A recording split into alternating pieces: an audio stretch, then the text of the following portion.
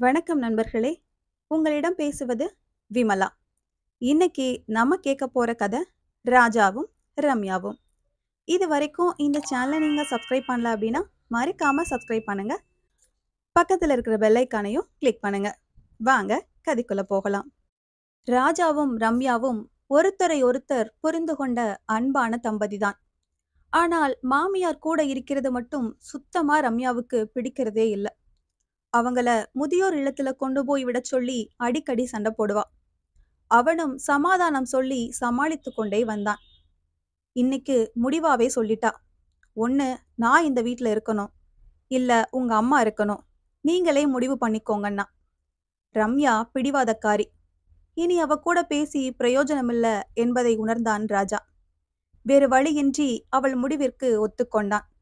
ஒத்துக்கொண்டவன், ரம்யா, நீ எனக்கு ஒரு உதவி பண்ணணும் என்றான். பொறுமையாவே கேட்டா, நான் என்ன பண்ணணும் சொல்லுங்க என.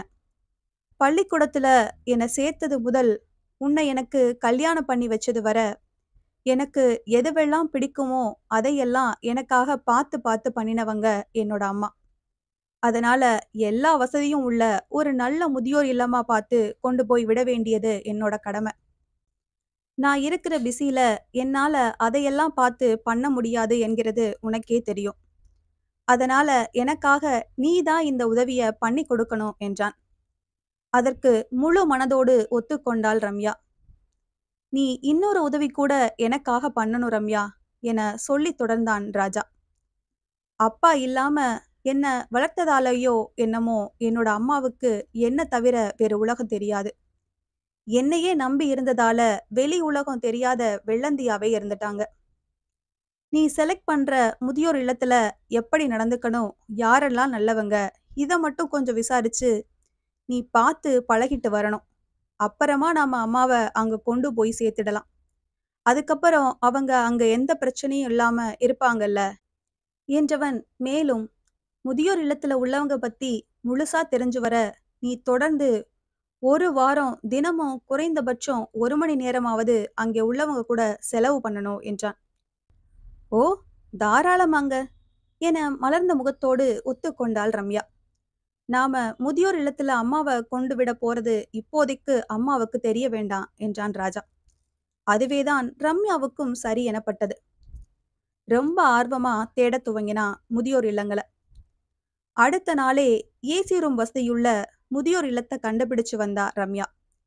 அதனோட அருமை பெருமையெல்லாம் வேலை முடிச்சு வீட்டுக்கு வந்த ராஜா கிட்ட சொல்லி சிலாகித்து கொண்டாள். அமைதியாக கேட்டுக்கொண்டான் ராஜா. அடுத்த நாள் முதியோர் இல்லம் போய் வந்த ரம்யா அங்கே உள்ள பெரியவங்கள பத்தி எல்லாம் சொன்னான். அவளை அங்க உள்ள எல்லோருக்கும் ரொம்ப பிடிச்சு போனதா பெருமையோட சொன்னான். அதையும் அமைதியாக கேட்டுக்கொண்டான் ராஜா. அடுத்த நாள் முதியோர் இல்லம் போய் வந்ததாக சொன்னாள் ரம்யா. அங்கே நடந்த சம்பவங்கள் எதையும் அவள் அன்றைக்கு சொல்லவில்லை. அவனும் அதை பற்றி எதுவும் கேட்கவில்லை, அமைதியாவே இருந்தான். அடுத்தடுத்த நாட்களிலும் அவள் எதுவும் சொல்லவில்லை. அவள் போய் வருவதை மட்டும் உறுதி செய்து கொண்டான் ராஜா. அவன் சொல்லியிருந்த நாட்கள் முடிந்தது. இன்றைக்குதான் அம்மாவை முதியோர் இல்லம் கொண்டுவிட வேண்டிய நாள். அவன் ஃப்ரெஷ்ஷாகவே இருந்தான். அவளிடம் சிறிது பதட்டம் தெரிந்தது. ராஜா ரம்யாவை அழைத்தான். வா ரம்யா, நான் அம்மா கிட்ட சொல்றேன், அவங்கள கொண்டு போய் முதியோர் இல்லத்துல விட்டுட்டு வரலாம் என.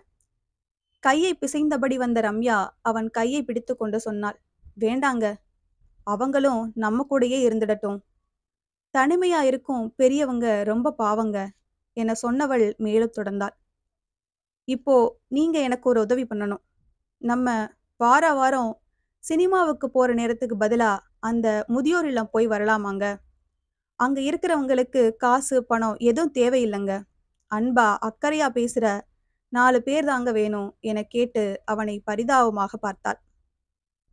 அவன் சம்மதம் அன்பு முத்தத்தோடையே அவளுக்கு கிடைத்தது. இப்போது அவன் அணைப்பிற்குள் இருந்த அவளிடம் திரும்ப அவன் கேட்டான். அம்மாவின் மாற்ற முடியா குறை சொல்லும் பழக்கத்தை நீ எப்படி சமாளிக்கப் போகிற? அதற்கு அவள், காது கேட்காதது போல் இருந்துட்டு போறேங்க, கொஞ்ச நாள்ல அவங்களே மாறிடுவாங்க என நம்பிக்கையோடே சொன்னாள். பெண்கள் கொஞ்சம் பிடிவாதக்காரர்கள்தான், ஆனால் அன்பானவர்கள். அவர்களுக்கு புரிய வைக்க கோபமல்ல, கொஞ்சம் பொறுமையே தேவைப்படுகிறது ஆண்களுக்கு. இந்த ராஜாவைப் போல. இந்த கதை உங்களுக்கு பிடிச்சிருந்ததுன்னா லைக் பண்ணுங்க, ஷேர் பண்ணுங்க, சேனலை மறக்காம சப்ஸ்கிரைப் பண்ணுங்க. அடுத்த கதையில சந்திக்கலாம்.